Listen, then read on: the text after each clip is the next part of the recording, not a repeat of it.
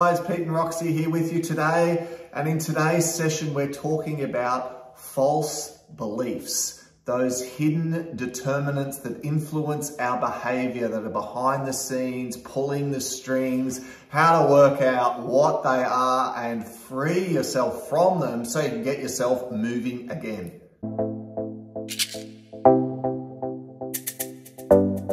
Guys, you know that often we talk a lot about how when you're doing the work, you've got to clear the emotional injuries and the density. But the other aspect of it that we're often helping people with a lot is being able to identify their own self-limiting beliefs, things that are holding them back behind the scenes. Look, of course, often we have the beliefs that we know are holding us back, but there can be more subtle ones that are there, and really at a conscious level, we almost don't even realize that they're holding us back. So there's the conscious ones, you know, whatever that belief may be is holding you back. You know that saying, sometimes we can be our own worst enemy, and we know what that is. But in this little clip, we're going to be talking about these more subconscious self-limiting beliefs that are buried away within us, right? Yeah, so when we take people to the Galactic Federation ship and work with the Palladians or the Octerians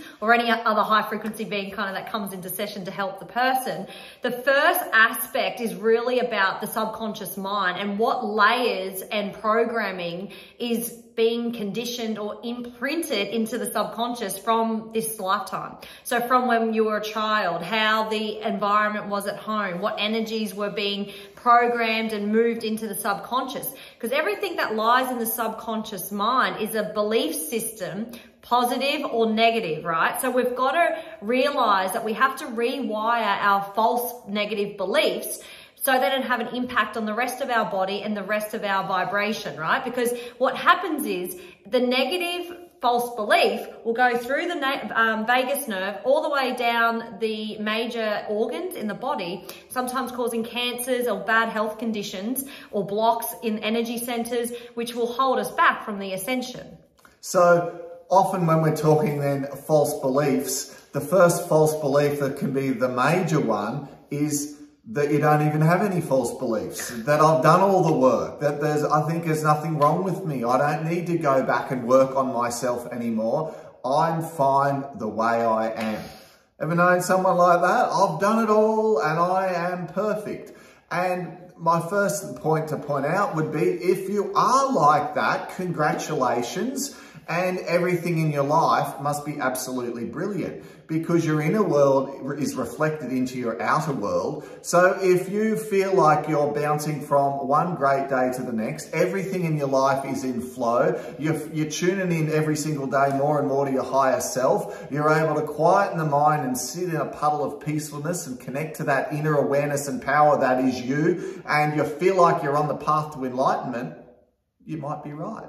But if, like most of us, often we feel like within us, something's holding us back. You know, we know there's power, potential, ability inside. It's not coming out, or we see glimpses of what's inside, and we'd like to bring that out more, right? Have more joy, happiness, fulfillment in our day-to-day life while still exploring the self, not ignoring those hidden, unhealed parts of ourselves.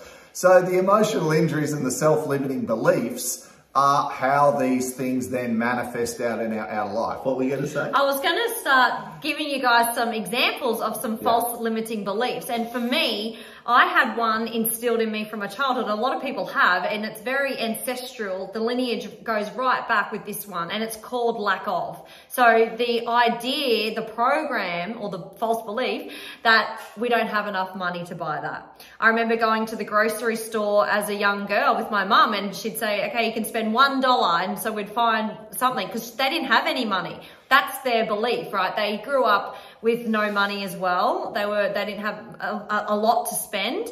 And so they were programmed deep in the subconscious that we've got to hold on to everything, you know, hold on to clothes, you know, everything is worth something. And I remember that I had to break that energy cycle for the lineage, for the ancestral line, to free the lack of mentality, because it's just a low frequency thinking that you can't be abundant. You can be abundant. It's all about working on your vibration. The new vibration, the new currency is frequency. Raising your frequency and your vibration is the new currency.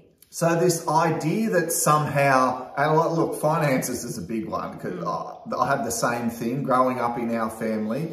Things were tight. And then, of course, throughout your education system, because I went to a Christian school, and they're standing there talking about how money's the root of all evil. And it's more difficult for, I forget the exact line, but a camel to get through the eye of a needle than it is a rich man, you know? So anyone who's got wealth, they must be up to no good. Yeah. They must be conniving, evil. And instead of saying that when you're in a high vibrational state, when you're in alignment, you're able to attract to you abundance, not just in the form of money, but abundance in the form of happiness, a good life, easy life is yours. Things are in flow. You enjoy your life.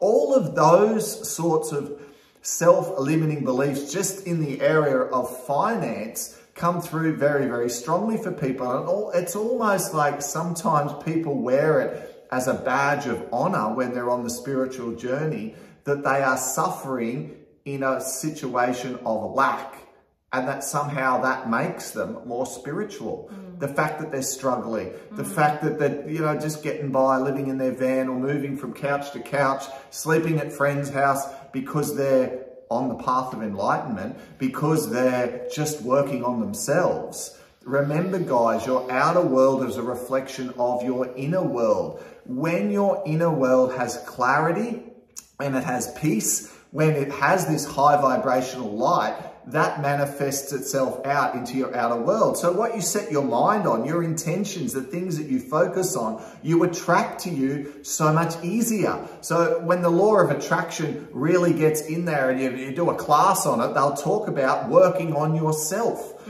working on yourself first, so you get yourself in the right state to be able to receive. Because there's two main ways we can receive in life. The first is to ask. Ask and you shall receive. The next, give. Give and you shall receive. And getting those two things right. So how many people do you know who don't ask? They're too afraid to ask. Oh, I don't want to be rude. I can't ask. I'd be rude to ask. Well, if you don't ask, how are you going to get whatever you want? Or people who are tight.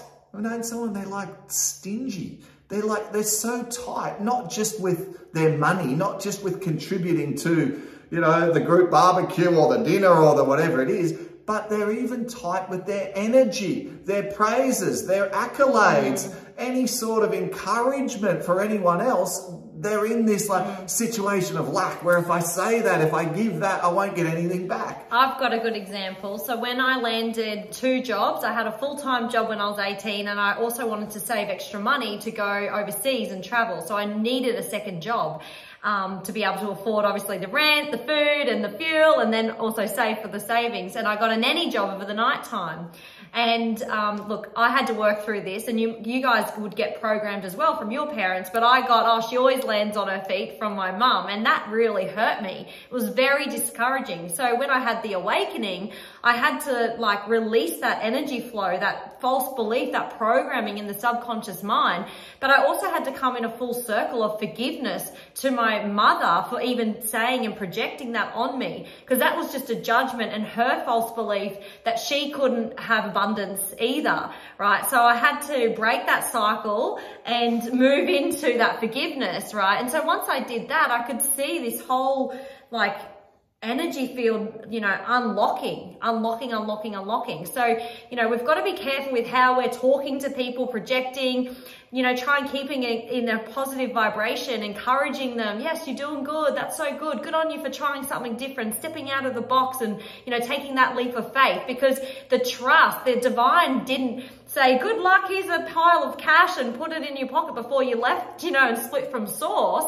You know, so that in this universe, yes, on this planet, there's money, and that's the transaction right now. We live in a matrix system. We're breaking out of it though. So eventually when we get to 5D and, you know, live in that beautiful multi-dimensional space, we mightn't have the transaction of money anymore. It might come in another form of energy, right? So just move with the times and understand we're building the new earth, and realize that we are shifting and we're all learning at the same time. But we have to be conscious of how we speak and project and judge people for what they're with, because of false programming. Yeah, and I think that example just there of even how, you know, your mum responded in that particular situation. You know, when I go back to one of my favourites, forgive them, Father, they know not what they do. You can see right away, you know, and it's not a judgment, but an observation of the pain in her, a demonstration of the unhealed parts and the same false belief that was in there to be worked on, because it's not luck that you fell on your feet. The fact that you're working an extra job, studying personal development information to keep you motivated because you're working on your goal to go overseas, to go on a trip that no one else in the family ever really been on a trip overseas. All of that's not luck. You know, the people, oh, you're so lucky. It's like you're born lucky. It's like, guys, you know this, some people do things and it increases the likelihood of them being lucky. And, you know, in this video, we've given a lot of examples in and around wealth. But what I'd like to briefly share with you now is some other big false beliefs that often come up for people in sessions. One of the big one, which is a powerful one, is I'm not worthy of love. So often, as a child, we can be conditionally loved. You've got to do this in order to be loved. Or some people, and it's like, oh, they've never really felt loved from their father, from their mother. It was like they were fed, they were driven to sport, they were taken to school, they were bought a bike. But were they ever sat on the knee and, you know, cuddled and joked around with and tickled and looked in the eye and said, oh, I love you. You're a little spark of the divine. You're so cute. You're so beautiful. I'm so proud of you. You're just the best thing ever.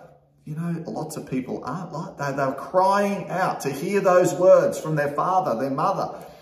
Their father and mother may have passed. And then from then moving on, they have this weird relationship with giving and receiving love. And there's all these false beliefs in there about what's wrong with me? Why aren't I worthy of feeling love? I know this is getting deep, but guys, this is what the work is, right? If you really want to get serious about getting in touch with that inner child, healing those dark parts of self, these come in and around it. The other one which I notice comes up a lot for people in and around the relationship area is around trust. People can't be trusted in relationships. Males or females or business partners or whatever that may be. It's like people don't have complete trust because they've felt hurt, so they can never really relax in any sort of relationship setting. Have you got some examples that have come up? Yeah, like just the trust, and it's all built on the foundations of their childhood, okay? So they saw dad go off and have an affair, so they have an issue. The energy flow, the false belief is that you can't trust men, because then mum sits at home and tells them how bad their dad is and that he's untrustworthy because of her programming, right? The mother's programming. So it gets projected down into the children. So whatever is in the home temple is critical. You have to make sure you're consciously aware of how you're speaking to your children, what comments are being made. You know, all of these issues are going to just continue down the line unless we break the cycles, which we're all doing. And it's so good, so good. But lots of trust issues from the young childhood stage. And if that's like the relationship with the people in your immediate family growing up, giving you false beliefs in and around, you know, your loving relationships. Like, so we put up walls around ourselves to keep out, you know, that hurt that might be going on, that rejection, that love, which is so conditional. It's got do good at school, or do good compared to your brother, or compared to your sister, or compared to other people. That competition energy. But guys, then that can be internalized and it goes into your relationship with yourself.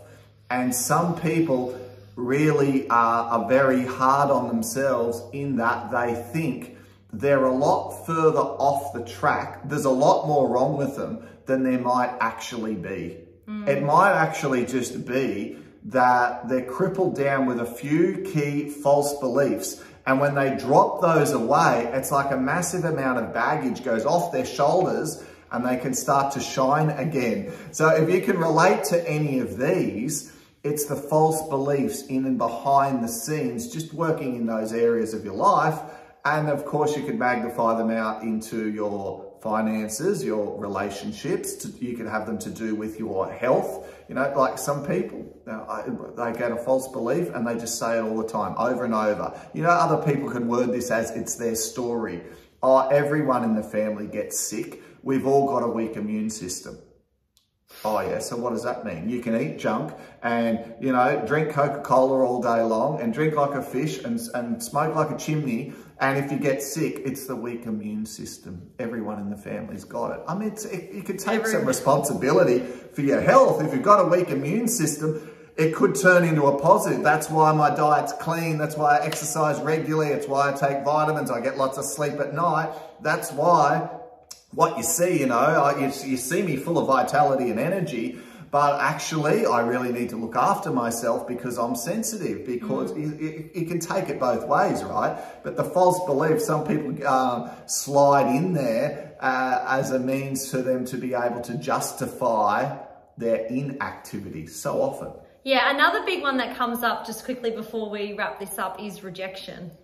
Huge amount of people in that they incarnate into the mother's womb and the mother finds out they're pregnant, and it's like it's shifting for the person pregnant, right? And then maybe the dad's projecting that, oh, I don't want to have a baby. So we have to remember that we're so delicate when we come in. We're old, wise souls. If you're listening to this, you're probably a light worker. You're here for the mission and you're here to make change and shift the consciousness. So you've chosen these difficult childhood things that happen to eventually awaken and learn duality and learn without the minus, we don't have the plus. Without the dark, we don't have the light. That's the soul's journey. So we come into the womb and we have all this projection of rejection. Mum doesn't want me. She's feeling scared. She's super stressed. Dad's like drinking alcohol or whatever is happening in his life. And I'm this little baby going, I thought it was going to be fun down at Earth School. And you get dropped into this really dense energy. So rejection's huge. Like, a lot of people, when they get pregnant, it's not welcomed. It's not like celebrated. It's like, oh, it's not like Pete Lovely says, oh, what a nice surprise that is. Like, that's how people can say it. Or they can say, you're a mistake. You're a mistake. Like, and that is, you know, the rejection we see in some of the session, it goes into the cellular structure of the person's being, because energetically they're creating. The divine is creating them, and they're growing in the womb. So they grow with all this rejection riddled through their cells. And it's really quite, it's hard to see when we're in session, because this person's constantly getting rejection. That's their law of attraction. Rejection with partners, rejection with wealth, rejection even with, you know, finding a place to live or cars. Everything goes wrong because the core false belief is the energy flow that was instilled in them from the womb. This is how deep, and this is how deep we go in our sessions. And so, like, so often while this is, you know, where you work on emotional injuries and the emotion around these events, the false belief is sort of entangled in it as well. And by freeing these up, and I've done so many on myself, there was so many false beliefs that I had that I freed myself of. And I know today we've only given you a few examples, but guys, look, I hope it gets you thinking. I hope it gets you to sort of explore and to ponder some of the things in the areas where you may be holding yourself back. And please like and share this video if you've got any members of your family who you think may have a few struggles in this area of false beliefs. We enjoy sharing this information with you guys as it comes up for us in our day-to-day life. And we'll be back again with you guys real soon.